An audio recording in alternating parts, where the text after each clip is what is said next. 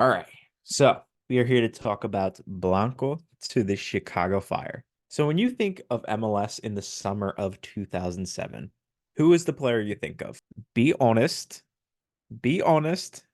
Those who get that reference, you're elite. It was David Beckham. His announcement of coming to the LA Galaxy was going to change the game for MLS and really put them on the map. And spoiler alert for those that don't know the history, yeah, it kind of did. In that summer, there was another big star joining the league that may have been overlooked by some due to the Beckham starlights. His name was Cuauhtémoc Blanco. Before we get into his journey to the Chicago Fire, let's back up one step and talk about the designated player rule.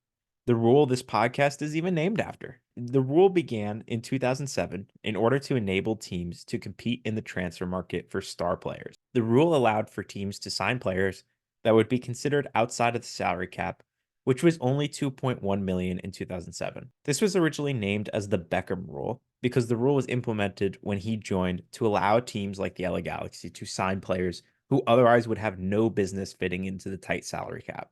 At the start, if a player was paid, let's say $1 million a year, only 400,000 would count against the cap and the rest would be paid by the owner. Originally, teams could sign one player as a designated player. However, teams could also trade their designated player slot away, with teams allowed to have a maximum of 2 slots. However, slowly there began to be more and more designated player slots until we get to the 3 slots we have today. Oh, and also you can no longer trade your designated player spots away if you didn't already know that. Otherwise, Miami would probably have a super team right now. This meant that in 2007, many teams were signing their first ever designated player, one of which is the man we're talking about today, Cuauhtémoc Blanco. According to Bohm, then Chicago Fire general manager John Guppy recounts the day Blanco was set to be unveiled. Guppy looks outside of his office window and notices that people are starting to line up for Blanco's unveiling. Normally not weird, until you realize that it was lunchtime and the unveiling wasn't set to begin until 5 p.m. that day. Guppy recounts that when the unofficial count came in, it was about 5,000 people that showed up for the unveiling, which rivals some of Chicago's attendance numbers in games in recent years. Sorry, unnecessary shots fired there. Where did this level of popularity and stardom come from, though? Let's tangent again. Blanco began his career in 1992 with Mexican side Club America at the age of 19. His time with Club America was off to an instant success as the side would win CONCACAF Champions Cup in his first year there.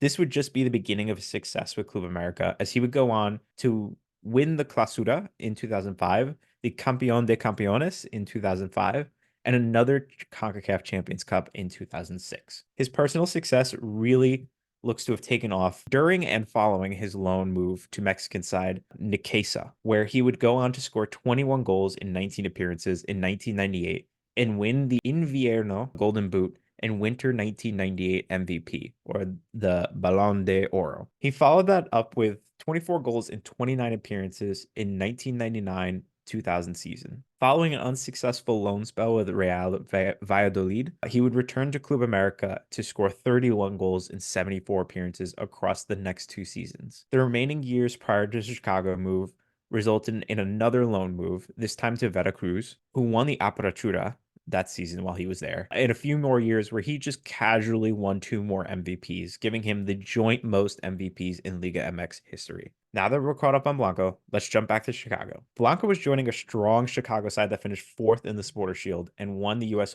Open Cup the season prior. Some might question as to whether this big-time arrival would throw a wrench into the already thriving Chicago Fire side led by Chris Wolf, Chris Armas, and Justin Mapp. However, Blanco would not miss a beat. And I think a quote from defender CJ Brown from Bohm's article sums up Blanco well when he said, "He didn't just love to win on the weekend. He loved to win in practice, in anything and everything we did." But not only was Blanco a competitor on the field, according to Bohm's article, he was also a great teammate to have in the locker room as well. He was a big prankster, especially with Kalen Carr as one of his common targets. According to a quote from Carr himself, Blanco used to call him espaguites, which means spaghetti, due to his curly, moppy hair. For the rest of Blanco's shenanigans, I'm going to leave you to read Bohm's article. And believe me, there are a lot of other stories in there, so I highly recommend checking it out. But Blanco's time with Chicago lasted only 3 years. And while his time there did not result in any team trophies, You'd be remiss to say that it wasn't a great success. Blanco finished with 16 goals and 21 assists and 62 appearances for the Fire, which warranted him an MVP finalist in 2 of the 3 seasons that he was there. Add to that a best 11 and 2 All-Star appearances, and we're talking about a great start to the Chicago Fire designated player era. Again, I seriously implore all those interested to read Boehm's article because I barely scratched the surface on all of the incredible stories relating to Blanco, some of which have come from friend of the podcast, John Bush himself. So maybe if we want to get some more insight, we got to bring Bush back. The way I'll summarize them here is it was super easy to see why he had such a large following and was so well respected by many of his teammates. However, not everyone would probably agree with this statement, though. Along with the competitive streak previously mentioned by Brown, came at times a hothead. During his time with Chicago, Blanco had gotten into a fist fight with teammate Wilman Conde, and later on punched DC United player Clyde Sims during a US Open Cup match while trying to get the ball back after a foul was called. Did I mention that he also allegedly headbutted a DC United team official? Yeah, those actions led him to get a 2-year suspension in the US Open Cup, one of the longest suspensions in US Open Cup history. But safe to say, at this point, he's probably not going to serve the full suspension. I think the best way to wrap up Blanco's time with the Fire is with a quote from Frank Klopas, where he said, "There's not a lot of Cuauhtémocs out there. If you can find one, God bless you." So to kind of end things here, Blanco would return back to Mexico following his stint in Chicago and would ultimately finish his career where he started with Club America. After his career was finished, Blanco actually went into a career in politics, where he won the election as municipal president Cuernavaca. Later on, he would win the 2018 election for governor of Morelos. From footballer to politician, Blanco's career on and off the field seems to be exciting and full of stories. Luckily, as MLS fans, we got to be a part of those stories. These are really like I seriously, when I say I did not scratch the surface of like the amount of quotes and stories people were talking about, like there were tons of them in the article, and they were really good too. Like he had a lot of really good moments where he was buying like 6 or 7 pizzas for the team, or he was like stopping at an In and Out on the way to pick up the reserves team to like get a bunch of burgers for them and everything. Like he genuinely seemed like a really fun guy to be around. He was a big prankster. I think Kalen Carr was also talking about some story where he was like tied up to a chair or something. I can't remember the full story there, but he seemed like he would love to mess around off the field, but on the field, based on everything they were saying, he seemed to be like really into it, very competitive, and I mean the numbers show it for sure.